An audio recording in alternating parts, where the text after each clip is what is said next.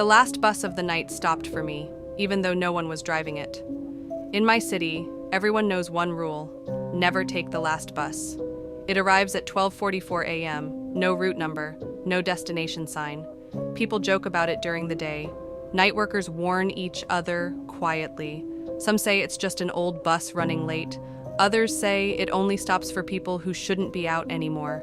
I never believed any of it until the night my phone died and the streets went silent. At exactly 12:44, the air grew cold. The streetlights flickered. Then I heard it, the low growl of an engine that sounded tired, strained. The bus rolled into the stop. Its paint was peeling. The headlights barely worked. And when the doors opened, I saw something that made my chest tighten. No driver. The steering wheel turned slightly on its own, like invisible hands were adjusting it. I stepped back, but the bus speaker crackled to life. "You're very late." My feet moved before my brain caught up. The moment I stepped inside, the doors slammed shut. The bus lurched forward, pulling away from the stop before I could change my mind. Inside, a few passengers sat scattered around. None of them looked at me. Their faces were pale, their eyes unfocused, like they were halfway asleep. Outside the windows, the city began to change. Familiar streets stretched too long. Buildings blurred into shapes I didn't recognize. Street signs showed names that didn't exist. We stopped at a bus stop surrounded by darkness. A woman stood there crying, banging on the glass. The doors didn't open. One of the passengers finally lifted his head.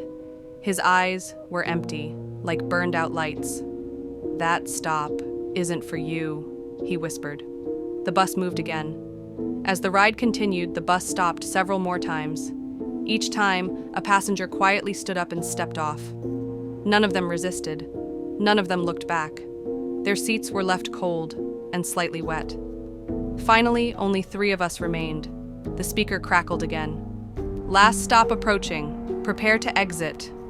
My heart raced as I looked out the window.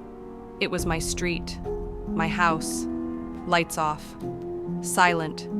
The doors opened. Relief flooded through me, until the man beside me grabbed my wrist with surprising strength. "That's not your home," he said urgently. "That's where they file you away." I tried to pull free, but the bus speaker whispered softly, "Choose. Get off, or stay forever." The doors remained open. The house waited, and behind me, the bus engine growled. Hungry, patient. "So, tell me, if the last bus showed you a perfect way home, would you trust it enough to step off?"